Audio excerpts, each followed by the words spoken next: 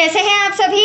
I hope अच्छे होंगे, right. चलिए, मैं योगिता प्रजापति यूट्यूब चैनल पे आसे बच्चों का स्वागत करती हूँ और आज मैं आपके लिए लेके एक्सरसाइज 4.3 का क्वेश्चन नंबर 10, जो कि इस एक्सरसाइज का लास्ट सेकंड क्वेश्चन है। इसके बाद हमारे पास एक ही सम रह जाएगा बच्चों, एक ही क्वेश्चन रहेगा, वो मैं कल के वीडियो में समझा दूंगी और इसके बाद हमारी 4.4 एक्सरसाइज भी स्टार्ट हो जाएगी। ठीक है, तो इसी तरह बने रहिए, देखते रहिए, लाइक शेयर करते जाइए, राइट बच्चों। तो चलिए करें स्टार्ट। देखिए इस समय क्या कहना है, मैसूर और बेंगलोर के बीच के 132 किलोमीटर यात्रा करने में एक एक्सप्रेस रेलगाड़ी सवारी गाड़ी से 1 घंटा कम समय लेती है। तो देखो मैसूर और बेंगलोर के बीच कितनी दूरी है, 132 किलोमीटर की दूरी है। अब यहाँ पर दो ट्रेनें सफर कर रही है, एक तो एक्सप्रेस रेलगाड़ी, दूसरी सवारी गाड़ी। और जो हमारी एक्सप्रेस रेलगाड़ी है उसको सवारी गाड़ी से 1 घंटा कम समय लगता है ये दूरी तय करने में। ठीक है, तो यहाँ पर हम समझ सकते हैं, थोड़ा सा लॉजिकली सम है, यहाँ पर हम समझ सकते हैं कि एक्सप्रेस रेलगाड़ी की जो स्पीड है, जो चाल है, वो अधिक होगी, तभी वह सवारी रेलगाड़ी से 1 घंटा कम समय ले रही है। राइट बच्चों, यहाँ तक कोई डाउट? चलिए आगे बढ़ते हैं। अब हमें ब्रैकेट्स में क्या कहा गया है, इंस्ट्रक्शन दिया है, मध्य के स्टेशनों पर ठहरने का समय ध्यान में न लिया जाए। तो इन दोनों के बीच जितने भी स्टेशन आए वहां पर हमें ध्यान नहीं देना है। ठीक है, कितना भी समय वेस्ट हो रहा हो। अब क्या कहना है, यदि एक्सप्रेस रेलगाड़ी की औसत चाल सवारी गाड़ी की औसत चाल से 11 किलोमीटर प्रति घंटा अधिक हो तो दोनों रेलगाड़ियों की औसत चाल ज्ञात करना है। तो हमें एक्सप्रेस रेलगाड़ी की औसत चाल भी बताना है और सवारी रेलगाड़ी की औसत चाल भी बताना है। और देखो यहाँ पर एक बात भी क्लियर हो रही है, मान लीजिए हम मान लेते हैं सवारी गाड़ी की औसत चाल बराबर x किलोमीटर प्रति घंटा और एक्सप्रेस रेलगाड़ी की औसत चाल 11 किलोमीटर अधिक है, और अधिक है तभी उसे 1 घंटा कम समय लग रहा है ये दूरी तय करने में। दैट्स क्लियर, मैंने अभी आपको समझाया था, या तो इसकी स्पीड ज़्यादा होगी तभी इसे 1 घंटा कम समय लग रहा है। तो यहाँ पर बढ़ा ही दिया, कितना बढ़ा दिया, 11 किलोमीटर प्रति घंटा अधिक हो। किसकी चाल बच्चों? एक्सप्रेस रेलगाड़ी की। तो चलिए सबसे पहले हम मान लेते, माना कि सवारी गाड़ी की औसत चाल बराबर, क्योंकि जो क्वेश्चन किया गया है उसी को हमें मानना पड़ेगा, माना कि सवारी गाड़ी की औसत चाल बराबर x किलोमीटर प्रति घंटा। जब सवारी गाड़ी की औसत चाल को हमने x माना है तो एक्सप्रेस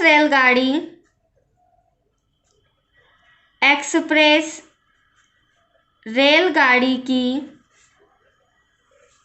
औसत चाल equals to x plus 11 kilometre प्रति घंटा।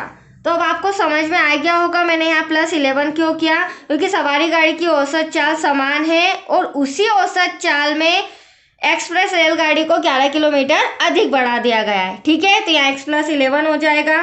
अब मैसूर और बेंगलोर के बीच की दूरी कितनी है वो भी हम रिटर्न कर देते हैं। मैसूर और बेंगलोर के बीच की दूरी इक्वल्स टू 132 किलोमीटर।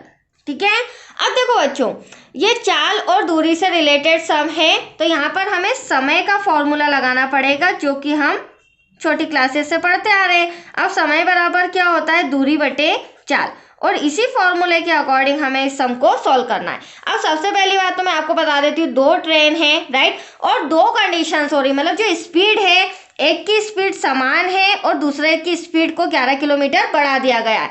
तो अब इस फॉर्मूले के अकॉर्डिंग दो कंडीशंस हो जाएगी। पहली कंडीशन देखिए, पहली कंडीशन दूरी तो बराबर है, दूरी कितनी दे रखी है, 132। पहली कंडीशन में जो सवारी गाड़ी है उसकी चाल कितनी है, x, तो ये फर्स्ट कंडीशन हो गई। ठीक है, फर्स्ट टाइम हो गया। फिर सेकेंड टाइम, अब सेकेंड टाइम में क्या करेंगे, जो समय है वो समय इक्वल्स टू दूरी जो है वो कितनी है, 132 किलोमीटर। दूरी तो हमारी क्लियरली दोनों कंडीशन में एक ही है, 132। बट सेकेंड कंडीशन में जो चाल है वो एक्सप्रेस रेलगाड़ी की x प्लस 11 है। यहाँ तक कोई डाउट?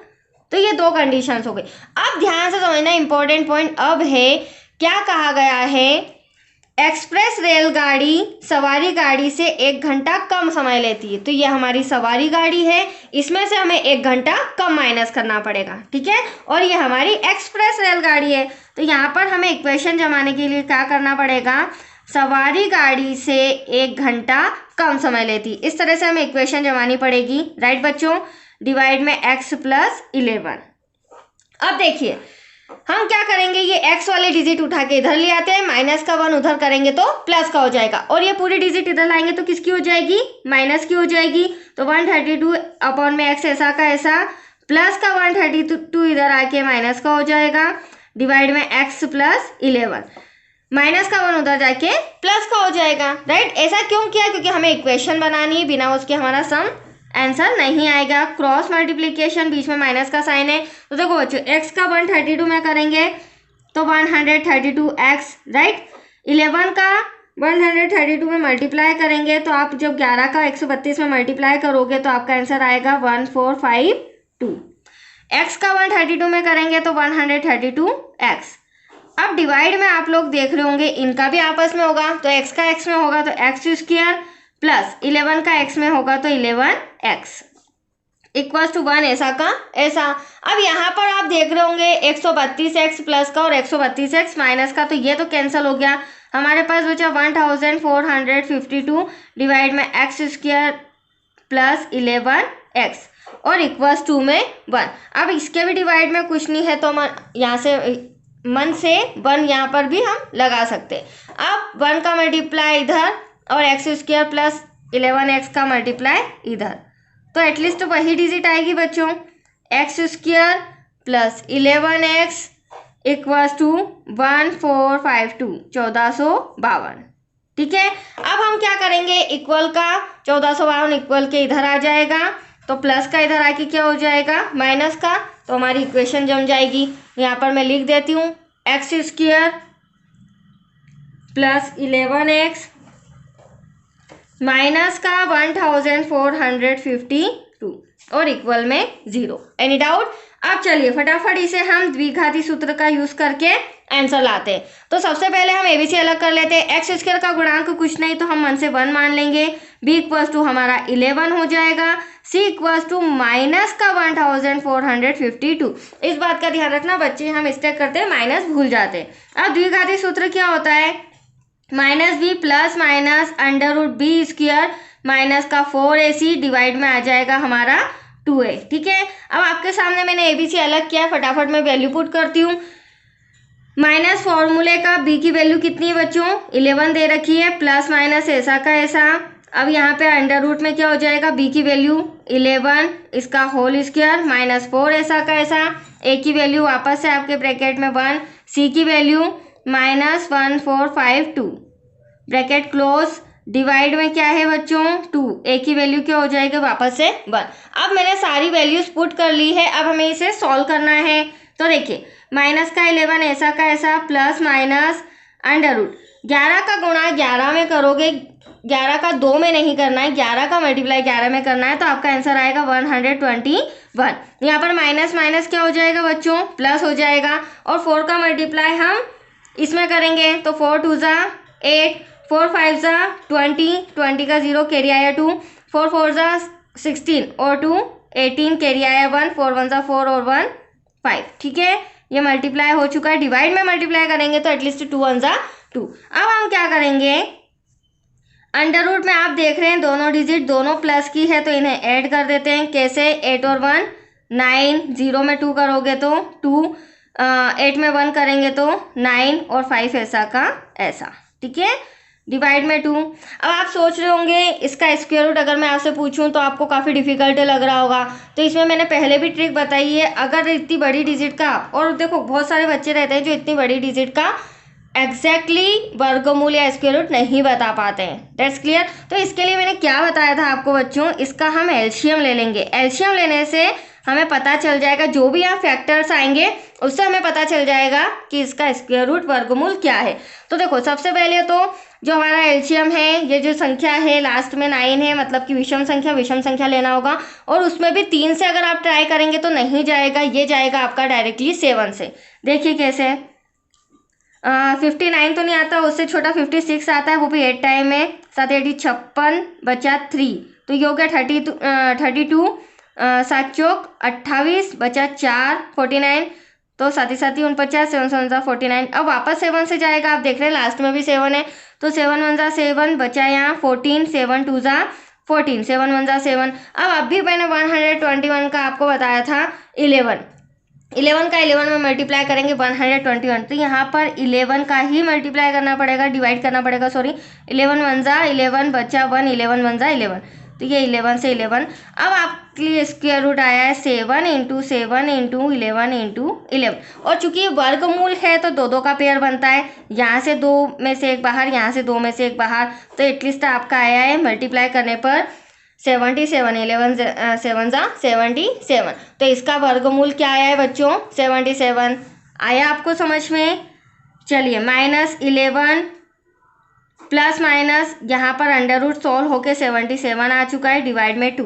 अब हम क्या करेंगे आगे की कंडीशन, इसे एक बार प्लस में लिखेंगे और एक बार माइनस में।